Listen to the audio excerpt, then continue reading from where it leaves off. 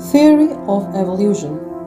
Charles Darwin is more famous than his contemporary Alfred Russel Wallace, who also developed the theory of evolution by natural selection.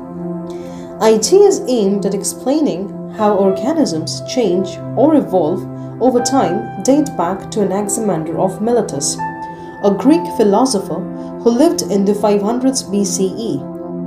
Noting that human babies are born helpless, Anaximander speculated that humans must have descended from some other type of creature whose young could survive without any help. He concluded that those ancestors must be fish, since fish hatch from eggs and immediately begin living with no help from their parents. From this reasoning, he proposed that all life began in the sea. Anaximander was correct. Humans can indeed trace our ancestry back to fish. His idea, however, was not a theory in the scientific meaning of the word, because it could not be subjected to testing that might support it or prove it wrong. In science, the word theory indicates a very high level of certainty. Scientists talk about evolution as a theory, for instance, just as they talk about Einstein's explanation of gravity as a theory.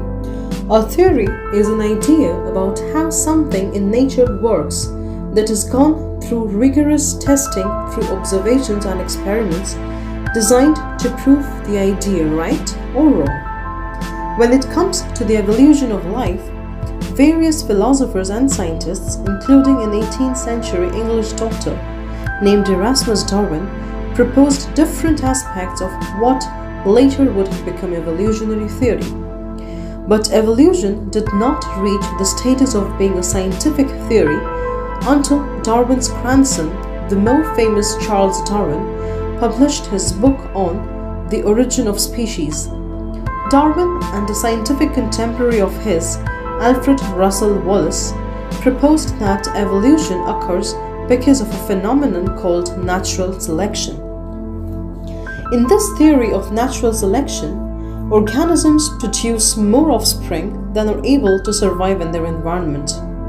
Those that are better physically equipped to survive grow to maturity and reproduce. Those that are lacking in such fitness, on the other hand, either do not reach an age where they can reproduce or produce fewer offspring than their counterparts.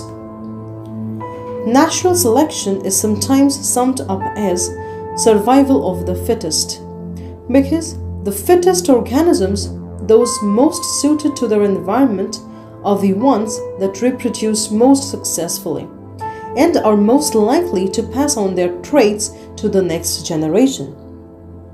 This means that if an environment changes, the traits that enhance survival in the environment will also gradually change or evolve. Natural selection was such a powerful idea in explaining the evolution of life that it became established as a scientific theory. Biologists have since observed numerous examples of natural selection influencing evolution.